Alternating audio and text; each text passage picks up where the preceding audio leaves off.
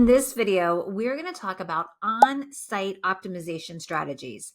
This is when things are all going to start coming together. So if you haven't watched the video on how Google reads your site or the keywords, you might want to go back and watch those because this is when things come together. This is actually where things get super practical, and I'm going to show you exactly what you can do to control how Google ranks you for your website and how you want to be found. Let's dive in.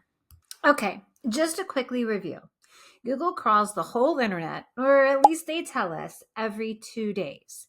And it does not have, the little Google bot or the crawler does not have tons of time to crawl every website. They have something that's called crawl budget, and we have no idea how much that is per website. But all I can tell you is that Google, it tries to crawl like the most recent or the most relevant content every time it crawls your site. It does not crawl every single page because it simply doesn't have time. So our job as website owners and developers is to make our site as clean and easy to understand for Google as possible so it can crawl and it can get the most out of each crawl. And the way that we do that, and we have complete control over this, is by putting our keywords and who we are and what we do and exactly what we want that page to be found in a few key areas. And this is on-site optimization. Some of the areas that I mean are page titles, SEO titles, headlines, and even internal and external linking is all part of online optimization. So real quick, let's just pretend we're Google, and I'm going to scroll through this blog post on my website, and I'm going to first look at the title. I'm going to show you the SEO title, and then we're going to crawl through the headlines.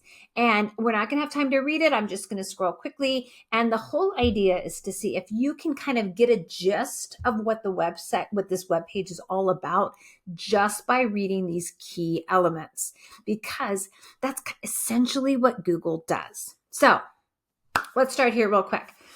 The page title is one of the most important things, and it's, do you really need a blog? The truth about content and SEO. So you can start to understand what this page is about. It's about content and SEO and what kind of content you need. Now, I'm going to go up and use this really cool plugin. It's called SEO Meta in one click. It's a Chrome plugin. It's free. I highly recommend it because it will tell you what the SEO title is on each page. It's great for kind of auditing your site, but it's also helpful when you're looking at competition to see what did they put for an SEO title and a meta description. So if you just click on it, it's this S thing up here, SEO Meta in one click, you can see what the SEO title is. Now, my title is a little bit, and I recommend this, the SEO title is a little bit different than the main page title because we have two opportunities to tell Google what this title should be. Google reads the SEO title first, and then it reads the page title. So the SEO title is, do you really need a blog? The truth about content and SEO. And then I've added a keyword called content marketing tips, and then I put my brand name. I recommend this for SEO titles, but there's more about that in the SEO title video and quick guide. This is also where you can see what the meta description is. The meta description is a part of your website that's on the back end. Front end users don't see it. And it affects SEO indirectly because it is the little blurb that shows up on the search results page. It's underneath the link or the title.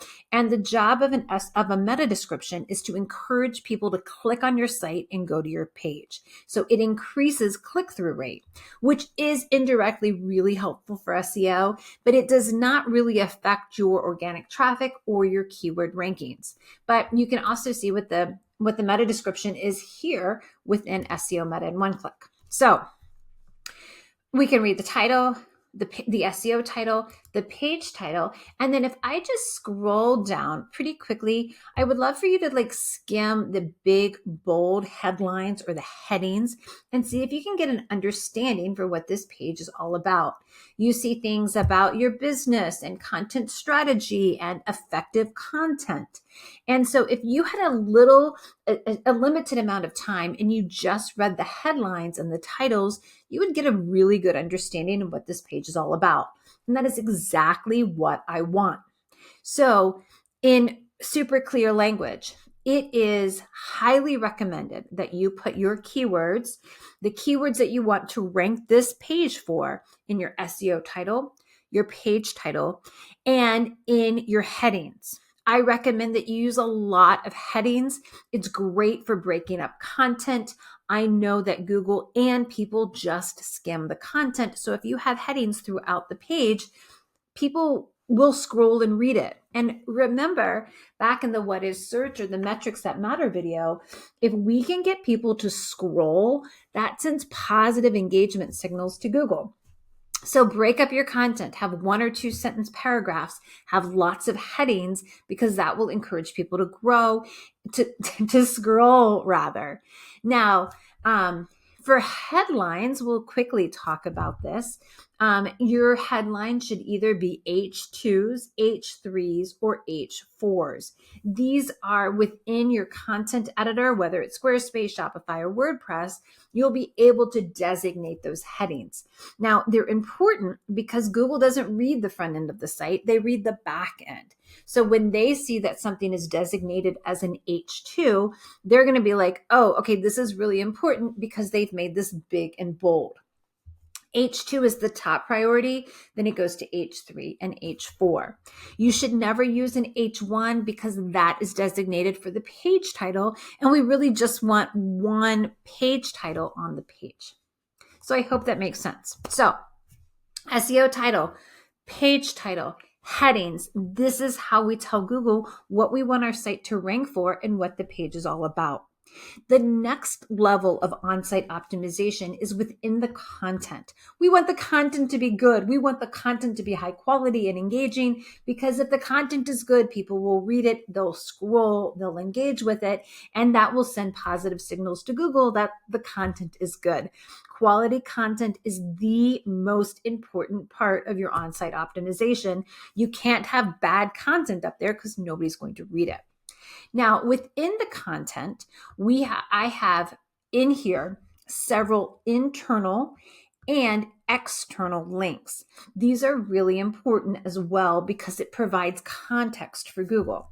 Remember, the internet is a web, and Google builds context for pages on how they're connected to other pages. So, a general rule of thumb is I recommend that you have 2 internal links per article or blog post and 1 external link. So in this example, I have case studies, which is an internal link, client success stories, which is also internal link. And this one is an external link. It's a YouTube video.